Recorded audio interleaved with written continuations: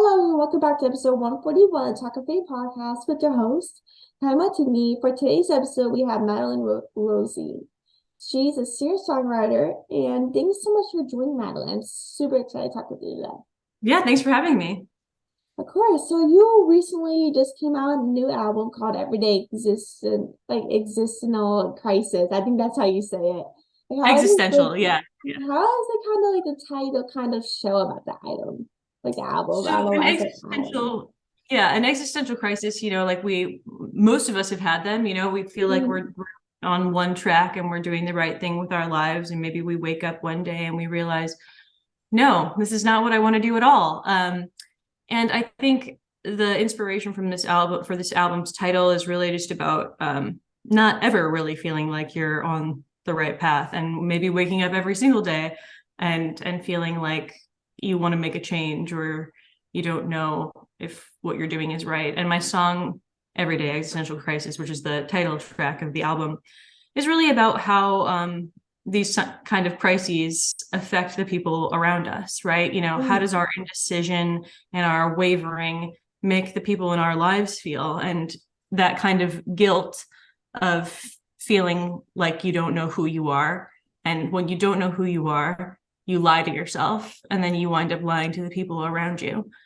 And yeah, that's what a lot of the inspiration for these songs comes from. That's so cool because like everyone kind of suffers with kind of personal events, whether it's kind of working or just things are kind of happening in our personal lives. Like I every single day, sometimes I am stressed or working about things, but you sometimes don't want to talk about it because it might make you feel kind of, I don't know what the word is, but it will make it kind of seem like you need help from everybody. Vulnerable. It makes you Right. vulnerable. Yeah, exactly. And don't always want to be vulnerable, right? Because we don't Mhm. want to put those burdens on other people. But hey, that's where songwriting comes in, and you can get your therapy that way. Yeah, for sure. Like songwriting is like mostly everyone's therapy, whether it's like writing songs or just listening to songs by different artists. It's like Oh, definitely therapy. Like listening to music for me is my therapy. amen. Like was like the album kind of inspired by kind of like things you kind of dealt with, or was it kind of like imagination that other people felt with? I really wish my imagination was that vivid. It's not. And I'm so impressed by artists who can just sit there and create a song, and maybe it's about somebody else's life, or, maybe it's just something they made up in their head, like that just didn't happen at all. But all of my songs, they are rooted somewhere in my life, like a diary, kind of. Like Sugar, for instance, is about a real relationship that I had. Um, Out of My Mouth is almost like a kind of autobiographical little sketch. um Good Behavior, I mean, it's just a sexy song, but like sometimes I feel sexy, right? I mean, so like every song on that album comes from some place in me that I've experienced or externally experienced. I mean, Sugar, like there's direct quotes from somebody. So Mhm. I like to keep it, I like to keep it real. Sorry, that was really annoying, but it is very real to me. And that's one of the reasons why songwriting is important to me, because I feel like I'm kind of documenting part of my life. For sure. Like it's like you said, like you have like direct quotes of somebody. Was it like an artist, like yourself, or like your friends? No, like a relationship I was in, the person's Oh. like the beginning line of the song is grow up. He said, this is not high school. And that's, something somebody said to me. And I like to put direct quotes into my music sometimes because it immediately brings me back to that time. And also, I have a journalism degree, and it kind of makes the song, it makes it just really be a real part of my life. Like where did you get like your journalism degree from? Because I'm planning on doing journalism or communications in college. So I'm kind of curious on that. Yeah, I went to Hampshire College in Western Massachusetts. It's in Amherst, so it's next to Amherst College, Mount Holyoke, Smith. It's part of a 5-college consortium, so you can take classes at any of those 5 colleges if you go to one of them, which is very cool. So yeah, I got my degree in journalism, and actually medical science journalism. And I actually studied. I was pre-med for about 2.5 years, and then I decided I really wanted to write. So that's what I did. Ooh. And so like what is like your kind of favorite like song and album that was kind of memorable, or is it kind of like you just kind of liked from the beginning? What, wait, my favorite song on the album? Yeah. Oh, that's hard. I know it's hard. It's like choosing like your favorite child, your favorite baby. Yeah, Like it's yeah. I know it's hard. Um, hmm. I think I really love um I think I really love Burn right now. Burn is like, I don't know, I didn't write the guitar chords, which is not usual. Like usually I'll write the guitar chords and the melody and the lyrics, but my friend Alex Windsor wrote those guitar chords and they're so great and I love it. And she came to me with them and it's so retro, this song. It's got like almost like a 1950s feel in a way. And I love it. I love the harmonies. Her husband, Patrick Windsor, produced it and he did the harmonies with me. And I think they're just really wild and he did such a great job. And the song is about revenge, but it's like, I don't know, it's not like evil revenge. It's just somebody who did you wrong and you living your best life to feel better, right? Mm. And just it's kind of like taking a step back and looking at that. Um, and I don't know, it makes me feel good. It's a feel good song to me. Mm. Like is Patrick Windsor like a like is he like a producer or something? Because I feel like I heard of his like name. I just feel like the name sounds familiar. Well, yeah, well, he produced several of the songs on the album, and he also has a band. And then his wife Alex is in the band with him. And I mean, they're just an amazing musical couple. I mean, she's a guitarist in the band Bad Cop right now, so she's on tour with them, and she's played a lot with Shira Girl from Warped Tour and Gritty and Pink. So yeah, they're all over the place. They're amazing. Mm. That's so cool. Like I could imagine. Like I know some musical couples, and like they just seem like they can do it all. Like they really Yes, do that. it's so amazing. Actually, I wrote Heart on Fire, the song on my album with my now husband. But when we wrote that song, we were just dating, like very early on dating. And he wrote the piano chords and I wrote the melody and the lyrics for Heart on Fire. So that's probably my favorite song on the album, just because it's got such an amazing story and it's so different. Mm. And this so like, just before the pandemic, you have released your debut album, Raised on Porn, that deals with fighting for honestness, navigating relationships in Los Angeles. I was a millennial. I'm so bad at pronouncing names. But like knowing that this generation was the first to be raised with surgical razor, cosmetic surgery, early Photoshop images, sugar dating, internet pornography, social media, and dating apps. Like, did you kind of experience this in like your life of dating or social media or just live in Los Angeles? You live in Los Angeles, right? Yeah, so I mean, I was living in Los Angeles when the pandemic started. I moved to Cleveland in during the pandemic. But yeah, I was in LA for like 6 years. But yeah, so have you ever heard the song Californication by the Red Hot Chili Peppers? Yeah. Yeah, it's kind of like that to me. It's like, we're just our culture is just so fake so much of the time. Like we've got Mm. reality TV, we've got the Kardashians, we've just got butt models on Instagram, and we have all this like, filtered nonsense, and none of it is real. And what does that do to our relationships? It's like how can we really be real with each other and say what we feel and look ugly and be okay with it, And how are we going to relate to each other on a human level when everything is about just being robotic, you know? Mm. And I think that's what drove a lot of the messaging in this album because I was having a hard time relating to people in Los Angeles because I think it's very pronounced there. Mm. And I try to be myself as much as possible. And I think like the sort of superficial relationships I was having there at the beginning were driving me crazy. Yeah. So yeah, I think that's where most of it comes from. I hope that answers that. It's a little abstract, but yeah, that's kind of how it all came together. Like that's actually like so true. Like with this generation, like everyone seems like so fake at the same time. Not just social media, but like our friends. Like I have Yeah. experienced like fakeness, like using so many things. Like that's like I feel like back then, like in our parents' generation, that like really kind of wasn't a thing, I think. I know. And, I wonder if we say that, but we don't know. But Yeah. I can't imagine it would be this bad. Our Yeah. parents didn't have the same things that we deal with. Hmm. I mean, you deal with it even more as a Gen Zer. I mean, I can't even imagine. And I'm right on the cusp. Yeah. Yeah, especially with having a phone. Like that's kind of how like you like deal with it more with social media and having your own phone. That's kind of how like that's kind of like how it makes it worse with cell phones. Like you get to connect with strangers and people you know and talk so much bad about people and you see Oh, and pictures people and people it's just hide. They hide behind the phone like a mask. yeah. They have their phone. They feel like they can be anyone they want. Mm. Yeah, that's so true because like when people think like oh they're bullying on social media someone's post like they like some people might know who they are but some people might like might have like strange usernames but then there's people that sit behind the screens commenting on like on them on their social media posts just to make themselves feel better. Yeah. Yeah, it's really terrible. Like, do you think like social media has kind of impacted like your dating relationships or just dating in general?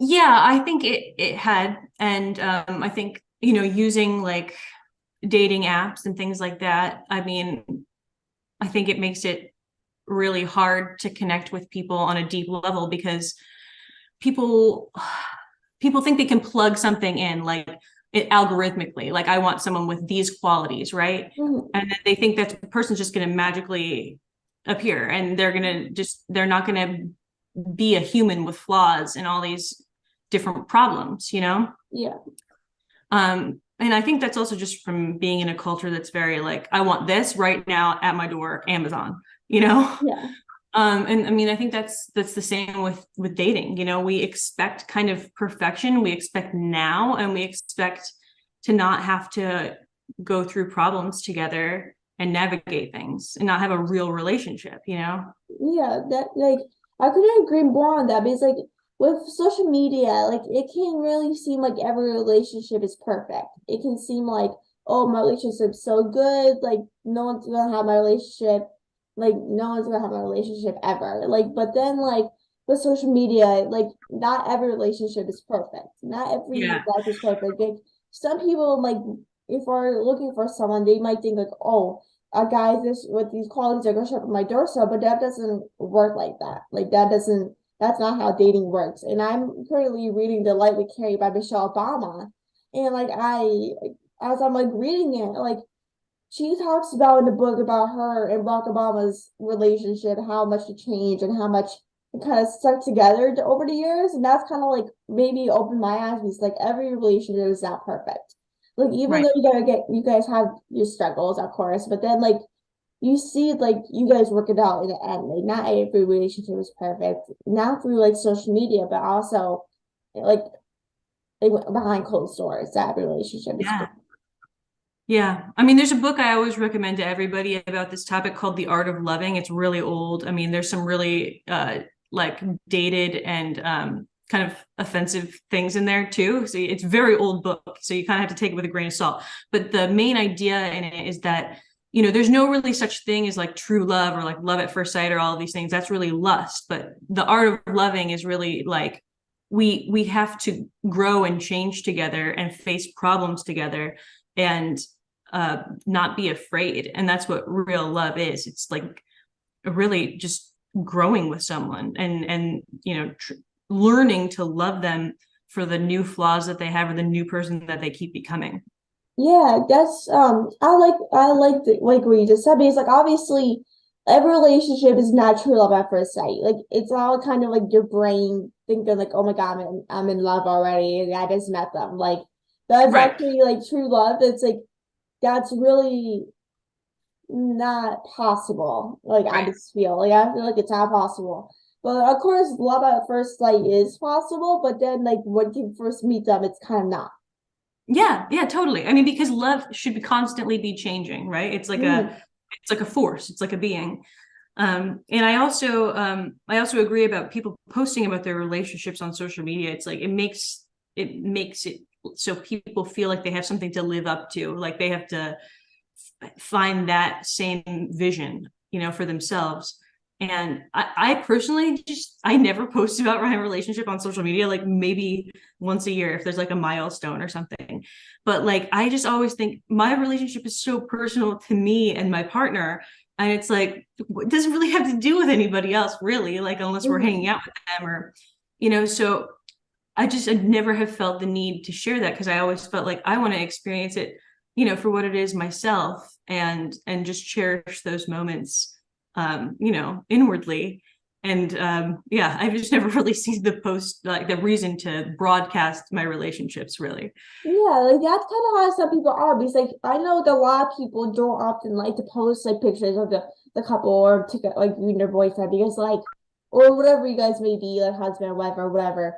But like you might not often post like pictures on social media due to being hate or people being jealous, or just sometimes they just want to experience these milestones or moments privately, not just sharing everything on social media. Yeah. And I think the reason people will do it maybe is because it's a reflection of themselves, and they want to share this part of themselves with people because, they feel like their relationship is part of themselves. And I get that. But I also feel like I don't get it. I don't know. Yeah. Yeah. Like some people like don't get it, of course. Like for me, Yeah. I'm single as a personal. Like I really don't care about like dating. Like that's how people are. Because like obviously when people don't like want a boyfriend, like it's not to you do not want to rush into things when you're passionate about your work. Like I'd rather focus on my work and school and personal things that matter to me, personal relationships, than have a boyfriend that takes up all my time. Right. Yeah. And like you have performed at venues such as Hotel Calf, Los Globos, the Viper Room, and Molly's Maroons in Los Angeles, and Arlene's Grocery in New York City. Like, do you have like a favorite memorable venue you played at? Oh yeah. I mean, gosh, I love playing at Hotel Cafe. I just think it's such a cute venue. And I remember when I first moved to Los Angeles, I had kind of given up music. And I was like, I would just love to play there, even though I'd like, kind of sworn it off. But the venue inspired me so much because I was like, this is the perfect place for my music to live, Mm-hmm. And it's funny, I wound up playing there like many times, and it feels good. Everybody really listens there, you know what I mean? Mm-hmm. And I love that. It's got to be like a venue for like singer-songwriters.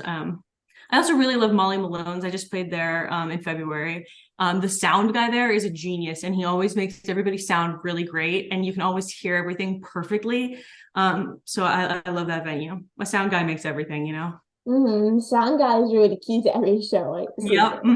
Absolutely. Like how long does it usually kind of take to like write your music, like each like song or album? I know it's like different for every song or for different artists. I know it's different. Oh, like on average though for songs, like how Yeah. long does it take to write one? Yeah, that is funny. I mean, I guess sometimes I'll write a whole song in a day, or sometimes the song will take a couple weeks. It kind of depends like how much it's pouring out of me at that time, right? And then there's the production, which can take a really long time, like months. So Mhm. yeah, I guess it kind of runs the gamut. But I mean, I do spend a lot of time in production and figuring out what songs or what sounds go with a song. And sometimes we have to start from scratch, after we've done a whole thing. And I'm just like, it's not right. Um, yeah. So I mean, it took me 2 years to make the first album, and it took me about 2 years to make the second album ultimately too. So it takes me a long time. I'm slow. Like I'm the same way. Like whenever it's like doing like work or something, like it takes me forever to do things. Whenever I have to do them, like whenever I'm like, oh, I have to do these things, so I should get these done today.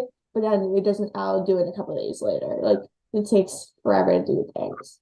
Yeah, it does. I mean, the creative process is tough, because you're not just doing it alone either. You're relying on other people and their schedules, and when it comes to art, sometimes you're just like, it needs to be perfect, but it's Mm-hmm. never going to be perfect. So yeah. True, that's so true. But like the final thing I have for you is like, what is some advice or singer-songwriters that kind of want to be a singer-songwriter or just kind of starting but don't know how to get out there or kind of gain an audience, just say. Yeah. Okay. Well, I would definitely say, like, I know a lot of people who have wanted to be singer-songwriters, and they write good music and everything, and but a lot of times they're like, I don't know where to start. And it's like, well, you kind of just have to throw yourself in there, start performing, start recording. They're like, oh, I don't have enough money to spend on recording. Well, I mean, that's tough. The money thing is tough. That's the worst part about all of this, right? I mean, you got to be creative with figuring out where to record. Can you record at your house? Can you make some lo-fi stuff that's not perfect, because that's the key. It's like so many artists are just striving for perfection all the time, and I'm guilty of it too. But there's never going to be a perfect way to market yourself. There's never going to be a perfect way to record an album. There's never going to be a perfect show. It's just never going to happen. So the best thing to do, I think, is just throw yourself in there and start doing a lot of DIY stuff, learn about digital marketing. Learn about digital marketing. I cannot say that enough times, and and meet people, and talk to them and ask them what their path has been, and ask them how you can collaborate, because collaborations are everything. I think when you find people who are, on a similar path to you where you can help each other, that's the best thing to find, when you get along and you can help each other on your journeys. Find that. Like easier said than done.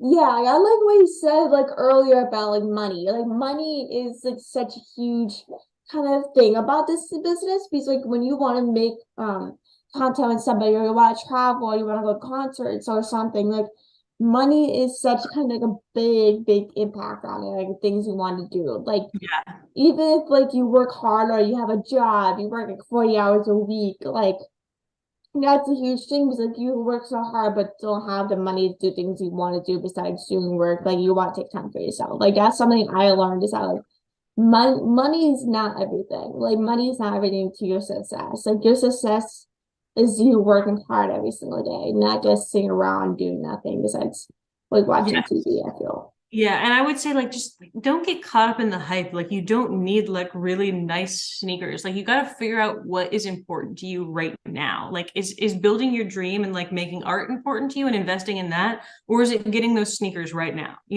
It's like, if you can't give up those nice things to work on your art, like, how passionate about your art are you? You know what I mean? And I mean, look, I'm saying this stuff, but like, hey, I'm guilty of all of this, and I'm able to say these things because I know them now. Yeah.